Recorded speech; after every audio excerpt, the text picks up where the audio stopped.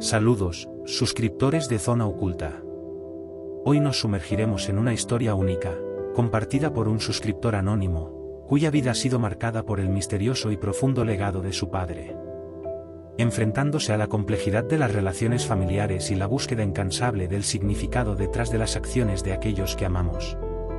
Este relato nos lleva a reflexionar sobre el verdadero valor de la riqueza, y cómo las lecciones más importantes a menudo se encuentran en los lugares menos esperados. Las primeras líneas del relato señala: hablar de mi padre siempre fue un tema complicado para mí. En mi infancia, no me gustaba mucho. Éramos una familia pobre, y mi padre, a pesar de trabajar incansablemente, siempre parecía fracasar en comparación con los padres de mis amigos. Nunca lo vi como una fuente de inspiración, y mi mente se llenaba de la idea de que mi padre no era lo suficientemente inteligente para sacarnos de esta pobreza. La riqueza material no estaba a nuestro alcance, y me preguntaba en voz alta, ¿por qué no éramos ricos? Recuerdo claramente haberle preguntado a mi padre, cuando tan solo tenía 9 años de edad, ¿por qué no éramos ricos? Y su respuesta dejó un eco resonando en mi mente, aunque no podía entenderlo del todo. ¿Quién dice que no somos ricos?, me dijo. Ser rico no se trata de cuánto tienes, sino de cuánto das.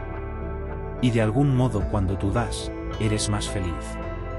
En ese momento, no comprendía lo que me decía, pero lo que, sí entendía, era que yo no me sentía feliz. Y en mi mente me decía, no quisiera ser como él cuando crezca. Años después, fui admitido en la Universidad de California.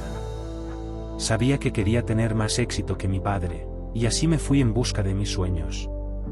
Antes de partir, mi padre me entregó un sobre con dinero y me dijo que lo llamara si necesitaba más.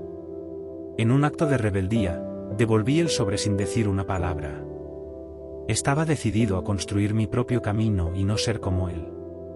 El tiempo pasó, y las llamadas de mi padre nunca faltaban, pero yo siempre tenía una respuesta a la mano para evitar hablar con él. Recuerdo bien, en una llamada de fin de año, me invitó a la cena familiar. Mi respuesta fue un frío: no iré este año. Estoy ocupado con mi nuevo trabajo. No sabía que sería la última conversación que tendría con él.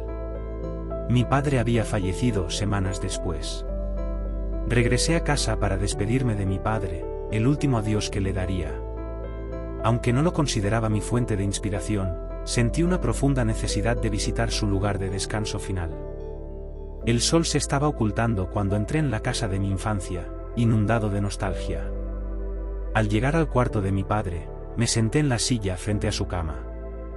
Mis ojos recorrieron los cajones y entre sus pertenencias, descubrí cartas de agradecimiento dirigidas hacia él. Cada una expresaba gratitud por sus donaciones y acciones solidarias. Intrigado por el contenido de esas cartas, decidí seguir su rastro, el cual me llevaron a una conmovedora comunidad de niños con discapacidades y en situación de abandono. Allí, fui recibido por una señorita que me llevó hacia un joven en silla de ruedas. Aquel joven me dijo: tu padre siempre nos hablaba de ti, me dijo con gratitud.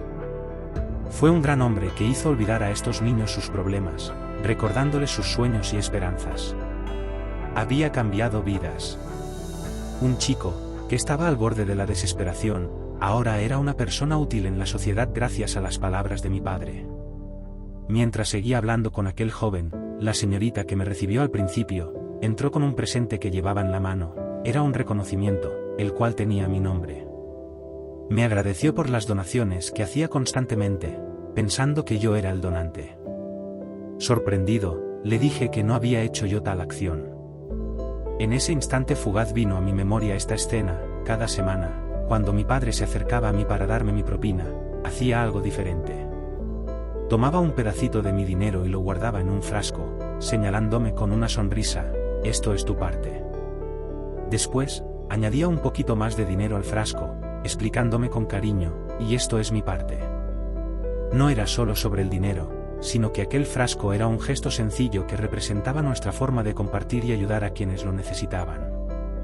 Regresé a casa con el corazón apretado y encontré el baúl de disfraces de payaso de mi padre. Decidí celebrar su cumpleaños de la manera que él hubiera querido, compartiendo risas y alegría con esos niños que tanto anhelaban volver a sonreír. Hoy, Las palabras resonantes en mi mente son su lección de vida: ser rico no es tener mucho, sino cuánto puedes dar.